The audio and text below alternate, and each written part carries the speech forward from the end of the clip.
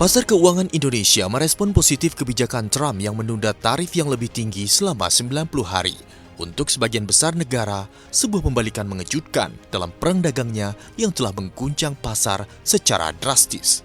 Bursa domestik indeks harga saham gabungan IHSG ditutup penguat 286,03 poin atau 4,79% ke 6.254,02 pada akhir perdagangan Kamis. IHSG diperdagangkan sepanjang hari di zona hijau. Sebanyak 553 saham naik, 84 saham turun, dan 160 saham stagnan. Seluruh indeks sektoral kompak menguat menopang kenaikan IHSG. Indeks sektoral dengan kenaikan terbesar adalah sektor barang baku yang naik 7,03%, sektor barang konsumen non-primer naik 6,11%, dan sektor energi yang naik 5,51%. Tak hanya bursa, nilai tukar rupiah juga menguat terhadap dolar Amerika Serikat.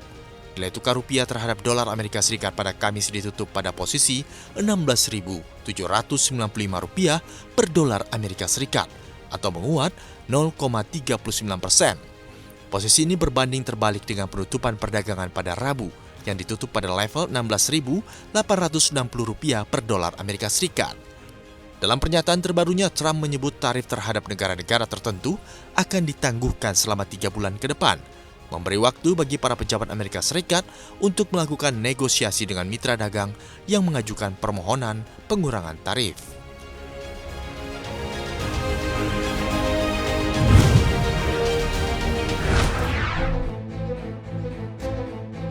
Proyek gas raksasa Indonesia senilai hampir Rp340 triliun resmi memasuki babak baru. Impact Corporation memulai desain teknis atau front-end engineering design untuk pembangunan kilang LNG darat di Blok Masela, Maluku. Investasi jumbo ini mencapai 20 miliar dolar Amerika Serikat setara Rp336,9 triliun. SKK Migas menargetkan proyek lapangan abadi tetap bisa beroperasi atau on-stream pada tahun 2029. Inisiasi tahap desain teknis ini dilakukan bersama dua mitra utama, yakni Pertamina dan Petronas.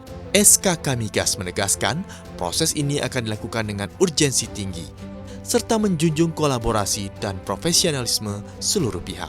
Proyek Masela kini dikendalikan oleh Impact dengan hak partisipasi 65%, sementara 35% sisanya dimiliki Pertamina Hulu Energi dan Petronas. Cadangan gas lapangan abadi diperkirakan mencapai 6,97 triliun kaki kubik dengan potensi produksi 9,5 juta metrik ton LNG per tahun, serta 150 juta kaki kubik gas pipa per hari. Lapangan migas laut dalam ini juga diproyeksikan menyerap hingga 10.000 tenaga kerja. Selain itu, konsep pengembangan Blok Masela akan dilengkapi teknologi penangkap karbon atau carbon capture atau carbon capture and storage mendukung transisi energi nasional.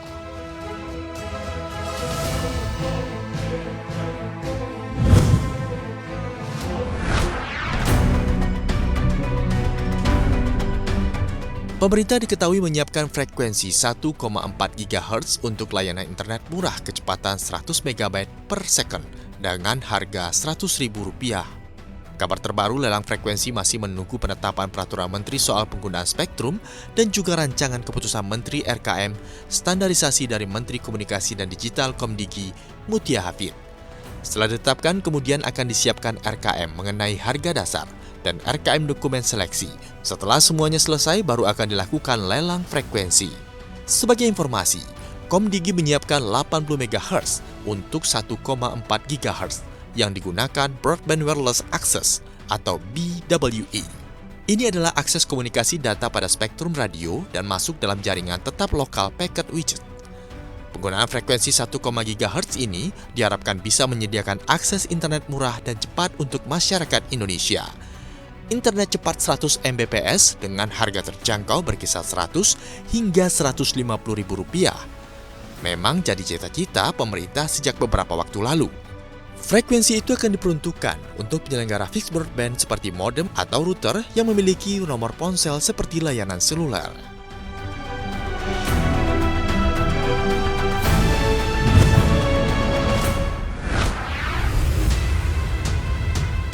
Presiden Prabowo Subianto resmi menerbitkan Instruksi Presiden Nomor 8 Tahun 2025 tentang optimalisasi pengentasan kemiskinan dan penghapusan kemiskinan ekstrim.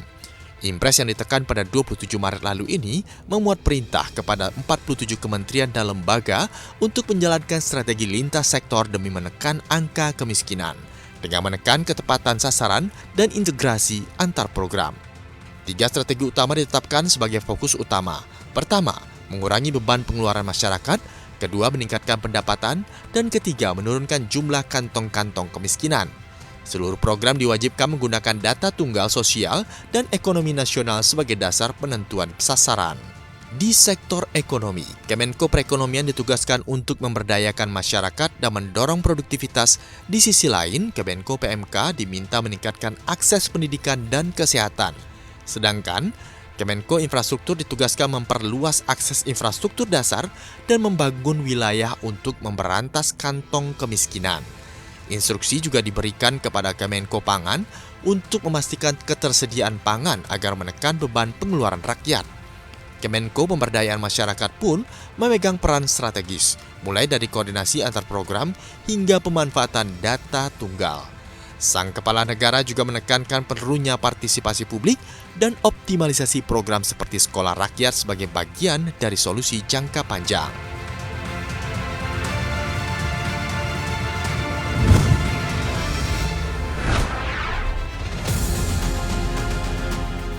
Dalam manuver politik dan ekonomi yang mengejutkan, Presiden Amerika Serikat Donald Trump mengumumkan penundaan sementara selama 90 hari atas tarif tinggi yang baru saja diberlakukannya terhadap puluhan negara. Namun tekanan terhadap China, pemasok terbesar kedua barang impor ke Amerika Serikat, tidak dilonggarkan. Sebaliknya, Trump justru menaikkan tarif terhadap barang-barang impor asal China menjadi 125%, naik dari level 104% yang baru diberlakukan tengah malam sebelumnya.